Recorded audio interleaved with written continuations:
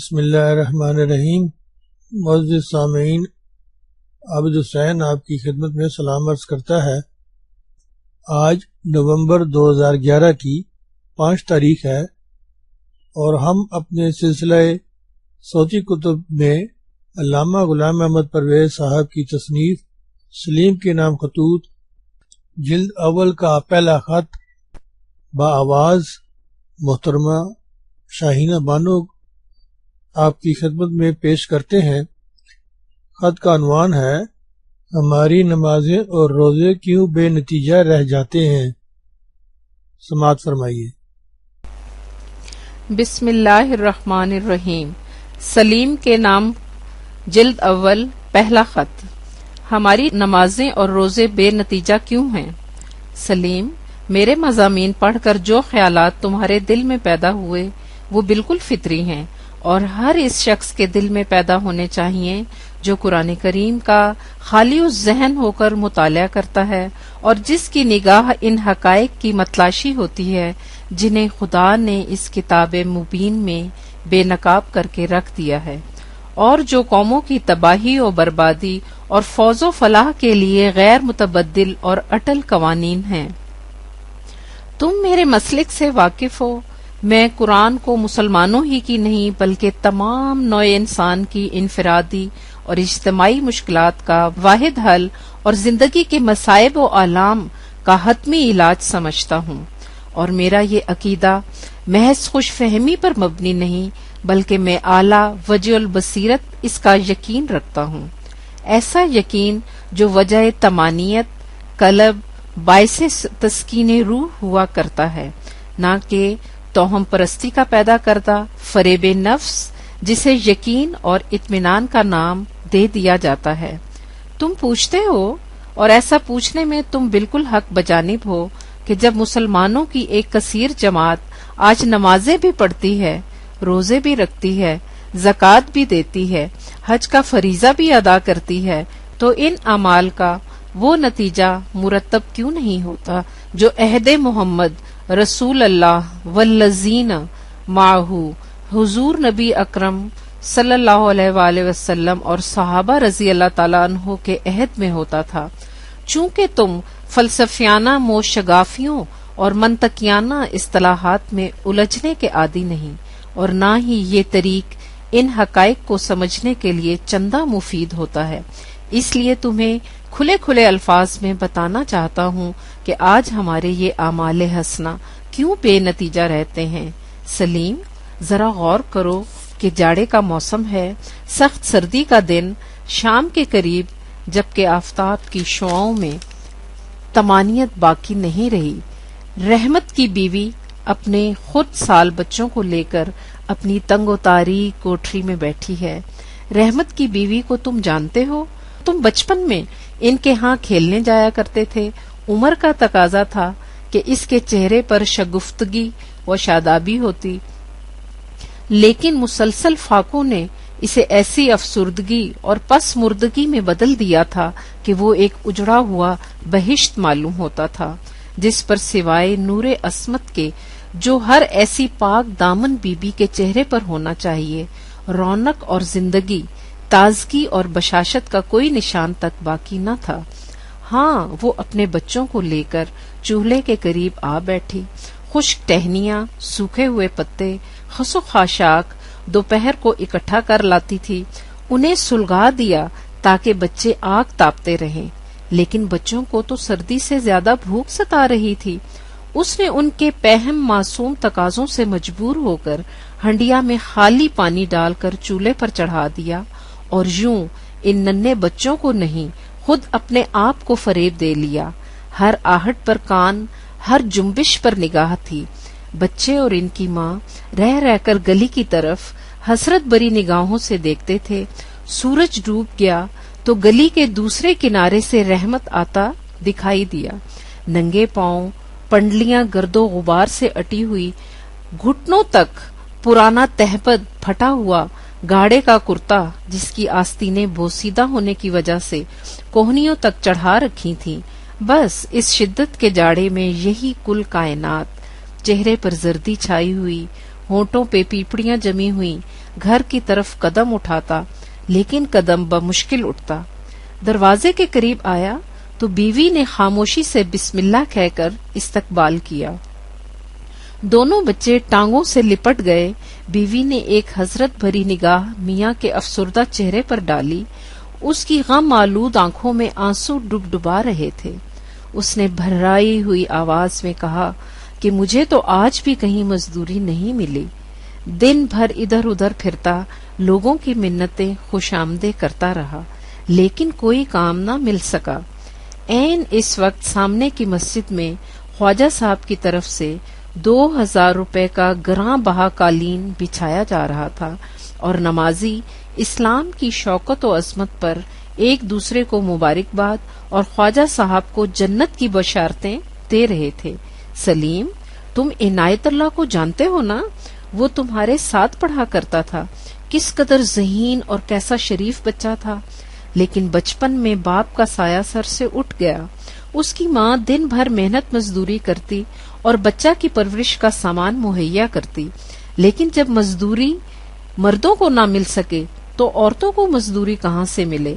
मैंने अपनी खिड़की से देखा कि सुबह मदरसे जाते वक्त माँ ने बच्चा को छाती से लगाया, आंखों में आंसू उमड़ आए, लेकिन दिल को कड़ा करके बेटे को तसल्ली दी कि मदरसे से हो आओ, बस तुम्हारे आने पर रोटी तैयार मिलेगी, मैं अभी पकाती हूँ, जाओ मेरा बेटा, खुदा हाफिज। सलीम, अगर हिम्मत हो तो इस माँ के दिल की गहराइयों में उतर कर देखो कि बेटे को यूं भूखा मदरसे भेजते वक्त इसके सीने में किस क़यामत के जज्बात, गम हुस्न का तूफान बपा होगा। वो गुर्बत और फलाकत का मुजस्सिमा चुपके से मदरसे चला गया। शाम को आया, माँ घर पर न थी, शायद दानिस्ता बाहर चली गई होगी कि भूखे बेटे को किस तरह देख सके। इनायतुल्लाह ने अंदर आकर सबसे पहले रोटी वाले रुमाल को खोला तो इसमें कुछ न था। खामोश बाहर चला गया। गली में से गुजर रहा था कि सामने खान साहब के मकान में सैकड़ों मुसलमानों का इज्तिमा था। मतनव्वा फल, किस्म किस्म की मिठाइयाँ मेजों पर चुनी रखी थीं कि आज खान साहब के बच्चे की पहली अफ्तारी की तकरीब थी। ये 2 वक्त का भूखा यतीम इन्हें देखता हुआ चला गया कि चौक में कुछ भूजा मिल जाए तो 1 पैसे के चने ले सके। सलीम, तुमने माई भोली को तो देखा है, वो अंधी बुढ़िया जो पागल हो रही है, लेकिन तुमने इसके बेटे को शायद नहीं देखा। 18 साल का नौजवान बेटा, इसका बाप मुद्दत हुई चाली पर से गिरकर मर गया था। इमारत बनवाने वाले ने दूसरे दिन और मजदूर काम पर लगा लिया और किसी को खबर तक भी न हुई कि किसका सुहाग लुट गया और कौन यतीम हो गया। इस बच्चा को माई भोली ने बड़ी मुशक्कत से चरखा काट काट कर पाला था। जिस साल बड़े जोर का इन्फ्लुएंजा फैला था, वो लड़का भी बीमार हो गया। मोहल्ला में एक हकीम जी थे, वो गरीबों को नुस्खा मुफ्त लिख दिया करते थे। भोली वहां से नुस्खा तो लिखवा लाई, लेकिन अठन्नी के पैसे पास न थे कि दवाई खरीद सके। सलीम, बावर करो कि इसने मोहल्ले के एक एक घर में जाकर मिन्नतें की कि कहीं से कुछ पैसे कर्ज मिल जाएं, लेकिन किसी ने कुछ न दिया। नुस्खा हाथ में था और सामने जवान बेटा जान तोड़ रहा था। बेचारा तड़प तड़प कर मर गया। ये इस दिन का वाकया है जिस दिन हाजियों की स्पेशल ट्रेन रवाना हुई थी और सैकड़ों रुपयों के फूल स्टेशन पर बिखरे पड़े थे। और तुमने रजिया बेचारी का पैगाम तो अगले दिनों खुद अपने कानों से सुन लिया था। जरा अंदाजा लगाओ कि इसे जवान भाई के मरने की इत्तला मिलती है, लेकिन इसके पास इतने कपड़े नहीं कि तन ढांप कर घर की 4 दीवारी से बाहर निकल सके। जब इसने कपड़े भी मुस्तार मांगे थे तो जाहिर है कि बेचारी के पास ज्यादा राह क्या होगा। उसने गांव के चौकीदार को कहला भेजा कि वो इसके साथ जाए, लेकिन जब इसे मालूम था कि रजिया के पास कुछ नहीं तो वो बिला उजरत कैसे साथ चला जाता। गांव में दूर नजदीक के रिश्तेदार भी थे, लेकिन किसे फुर्सत थी कि इसकी मुसीबत में इसके साथ हो ले। सारा गांव फतू खान नंबरदार के लड़के की शादी की तैयारी में मसरूफ था। गरीब अकेली चिलचिलाती धूप में पैदल रवाना हो गई कि मरने वाले का मुंह तो देख ले। ये वही रजिया थी जिसने बचपन में اپنے مرحوم باپ کی میت میں جو شمس العلماء تھے 2 حج کیے تھے، اور یہ اس گاؤں کا واقعہ ہے جس کے مسلمان مذہبی معاملات میں اپنے کٹر پن میں مشہور ہیں۔ لیکن وہ مذہبی معاملات کیا ہیں؟ ذرا سن لو۔ مقلد اور غیر مقلد کے جھگڑے تو وہاں شروع سے چلے آتے تھے۔ اس دفعہ جو میں وہاں گیا ہوں تو ایک اور جھگڑا سننے میں آیا۔ خود مقلدوں کے ہاں بھی 2 پارٹیاں بن رہی تھیں اور آپس میں سر پھٹول تک نوبت پہنچ گئی۔ دریافت کرنے پر معلوم ہوا کہ ایک عظیم الشان مسئلہ کے اختلاف کی وجہ سے یہ تنازع پیدا ہوا ہے۔ کہیں سے ایک مولوی صاحب تشریف لائے۔ یہ مولوی صاحب بقول ایک گروہ کے بہت بھاری مولوی تھے۔ 3 کوس تک ان کی آواز جاتی تھی۔ انہوں نے مسئلہ بیان کیا کہ مسجد کی شان رسول اللہ کی شان سے بڑی ہے، کیونکہ رسول صلی اللہ علیہ وآلہ وسلم خود مسجد میں چل کر آئے تھے اور مسجد کبھی ان کے پاس چل کر نہیں جاتی تھی۔ گاؤں کے مولوی صاحب کو اس سے اختلاف تھا۔ وہ رسول صلی اللہ علیہ وآلہ وسلم کی شان کو مسجد کی شان سے بڑا سمجھتے تھے۔ پھر کیا تھا، 2 پارٹیاں بن گئیں، باہمی جھگڑے ہوئے، لڑائیاں ہوئیں، مقدمہ بازی تک نوبت پہنچی۔ قریب سال بھر ہو گیا یہ آگ آگے ہی آگے بڑھتی جا رہی ہے اور ہر فریق اسے مسائی حسنہ کو جہاد عظیم قرار دے رہا ہے۔ اسی باہمی تشدد اور انتشار کا نتیجہ ہے کہ کھیت ویران ہو رہے ہیں، فصلیں تباہ ہو چکی ہیں، زمین کا بیشتر حصہ سکھوں کے قبضے میں چلا گیا ہے، بقایا رہن رکھا ہوا ہے۔ کچھ عرصہ کے بعد تم دیکھو گے کہ سکھ تمام گاؤں کے مالک بن جائیں گے اور یہ دیندار مسلمان ان کے مزارے ہو جائیں گے۔ اس پر مولوی صاحب انہیں مبارکباد دیں گے کہ انہوں نے یہاں کی زمین بیچ کر بہشت میں مکان خرید لیا، اس لیے یہ سودا خسارے کا نہیں۔ تم کہو گے یہ تو جوہلا کی باتیں ہیں، لیکن تمہیں وہ خطبہ جمعہ بھی تو یاد ہوگا جو شہر کی جامع مسجد میں شبان المعظم کے مبارک مہینے کی تقریب پر تم نے خود سنا تھا۔ جناب خطیب نے، جو خدا کے فضل سے دیوبند کے فارغ التحصیل مولوی صاحب ہیں اور جن کے پاس اپنے بیان کی تائید میں سینکڑوں حوالے بھی موجود تھے، یہی فرمایا تھا نہ کہ شب بارات ایک ایسی رات ہے جس میں اللہ تعالیٰ پکار پکار کر کہتا ہے، میرے بندے مجھ سے جو جی میں آئے مانگے میں ہر ایک کی طلب کو پورا کروں گا۔ لہذا جس شخص نے اس رات میں 50 نفل پڑھ کر مغفرت کی دعا مانگ لی، اس کی نجات کا اللہ تعالیٰ خود ذمہ دار ہے۔ اس کے بعد تمہیں یاد ہوگا کہ مولوی صاحب کی آنکھوں میں آنسو بھر آئے اور انہوں نے فرمایا تھا کہ رحمت خداوندی کے اس بحر زخار میں ہر ایک کا حصہ برابر ہوگا، لیکن اس سوختہ بخت اس سے محروم رہ جائے گا۔ لوگوں کی آنکھیں اوپر کو اٹھی کہ معلوم کریں وہ کون بد نصیب ہوگا جو ابر رحمت کی ایسی گوہر باری سے فیض یاب نہ ہو سکے گا۔ مولوی صاحب نے فرمایا کہ ہاں، ایک اور، صرف ایک شخص اس رحمت سے محروم رہ جائے گا، یعنی وہ جس کا پاجامہ اس کے ٹخنوں سے نیچے ہوگا۔ یہ تو سلیم جوہلا کی باتیں نہ تھیں اور نہ ہی مولوی صاحب یہ کچھ اپنی طرف سے بیان کر رہے تھے، انہیں یہ سب کچھ عین اسلام کہہ کر پڑھایا گیا تھا اور وہ اسی کو عین اسلام سمجھ کر آگے پہنچا رہے تھے۔ ہاں، تو میں تمہیں رضیہ بی بی کی بپتا کی داستان سنا رہا تھا، اور ایک رضیہ ہی پر کیا موقوف ہے، ذرا اپنے گرد و پیش نظر دوڑاؤ اور دیکھو کہ اس قسم کے کتنے واقعات ہر روز تمہارے سامنے سے گزر جاتے ہیں۔ سو عزیزم، جس سوسائٹی کا نظام یہ ہو، اس کے متعلق یہ سوال اٹھانا کہ ان کی نمازیں اور ان کے روزے، ان کی زکوٰۃ اور ان کے حج، یعنی ان کے اعمال حسنہ، وہ نتائج کیوں نہیں پیدا کرتے جو ہونے چاہیے تھے؟ کچھ تعجب انگیز نہیں سلیم، میں پھر کہتا ہوں، اور تم اسے غور سے سمجھنے کی کوشش کرو کہ اسلام ایک نظام زندگی ہے۔ دنیا کے مذاہب جن میں انسانی تصرفات ہو چکے ہیں، مذہب کو محض انفرادی نجات کا ذریعہ سمجھتے ہیں، لیکن اسلام ایک ایسا معاشرہ سوسائٹی قائم کرنا چاہتا ہے جو نوع انسانیت کی ربوبیت یعنی پرورش کا ذمہ لے۔ اس مقصد عظیم کے لیے اسلام ہر عبد مومن کو اس کارگاہ حیات کی عظیم الشان مشینری کا اہم اور کارآمد پرزہ قرار دیتا ہے، جس کی ہر حرکت اور جنبش کا اثر تمام مشینری پر پڑتا ہے۔ اگر ہر پرزہ اپنی اپنی جگہ صالح، محکم اور درست ہے تو اس کا فطری نتیجہ یہ ہے کہ مشینری بھی ایک ضبط و ربط کے ماتحت چلے اور اس کا جیتا جاگتا نتیجہ گھڑی کے ڈائل کی طرح سامنے آ جائے۔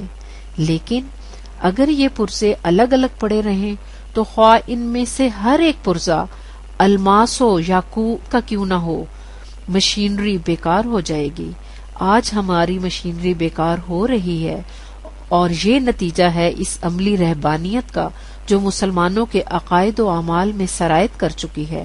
سلیم، غور سے قرآن کریم کا مطالعہ کرو تو تم پر یہ حقیقت بے نقاب ہو جائے گی کہ کسی قوم پر ذلت و مسکنت اور افلاس و نکبت کا چھا جانا اور پھر اس قوم کا اس حالت پر مطمئن ہو جانا خدا کا غضب ہے، اللہ کا عذاب ہے، اور یہ تو تم سمجھتے ہی ہو کہ ایک مغضوب علیہ قوم محض بے روح نمازوں اور رسمی روزوں کے بل بوتے پر اپنے آپ کو منم علیہ قرار نہیں دے سکتی۔ جب اللہ کا وعدہ ہے کہ وہ ایمان اور عمل صالح سے استخلاف فی الارض کی زندگی عطا کرے گا تو ظاہر ہے کہ جس ایمان و عمل کا نتیجہ شوکت و عظمت، تمکن و استخلاف نہیں یا اس حالت کی طرف رفتہ رفتہ نہیں لیے جا رہے، وہ ایمان اور وہ عمل صالح نہیں ہو سکتا۔ اس کے سوا تم کسی اور نتیجے تک پہنچ ہی نہیں سکتے۔ کیوں؟ اللہ کے وعدے تو بہرحال سچے ہیں اور اس کا قانون اٹل۔ سلیم، ذرا انسانیت کے معراج کبریٰ یعنی دور رسالت کی تاریخ پر نگاہ ڈالو۔ وہ کون سا خاص پروگرام تھا جسے کانفرنسوں اور انجمنوں نے مرتب کر کے قوم کے سامنے رکھا تھا؟ یہی نماز، روزہ، حج، زکوٰۃ ہی تو تھا جس نے چند سال کے عرصے میں نہ صرف اس قوم کی تمدنی، اخلاقی اور معاشرتی حالت ہی میں انقلاب پیدا کر دیا بلکہ ان کی معاشی اور اقتصادی زندگی کی بھی کایا پلٹ دی، اور کھجوروں کے ستو کھا کر گزارا کرنے والی قوم کیسر و کسریٰ کی سلطنتوں کی وارث بن گئی۔ ان ہی سیدھے سادے اعمال نے ان کے اندر وہ انقلاب پیدا کر دیا جو ایک مرد مومن کی نگاہ میں تقدیریں بدل دینے والی قوت پیدا کر دیتا ہے۔ یہ اس لیے کہ یہ تمام اعمال در حقیقت مختلف اجزاء تھے اس پروگرام کے، جس کا عنوان یعنی مقصود آخر قرآن کے پہلے 4 الفاظ پر مشتمل ہے، یعنی الحمدللہ رب العالمین، وجہ ستائش اللہ کا وہ پروگرام نظام ہے جو دنیا میں خدا کی ربوبیت عامہ، نوع انسان کی پرورش و تربیت کا مظہر ہے۔ لہذا جو اعمال اس نظام کے قیام کا ذریعہ نہیں بنتے وہ بے روح رسموں سے زیادہ کچھ نہیں ہوتے۔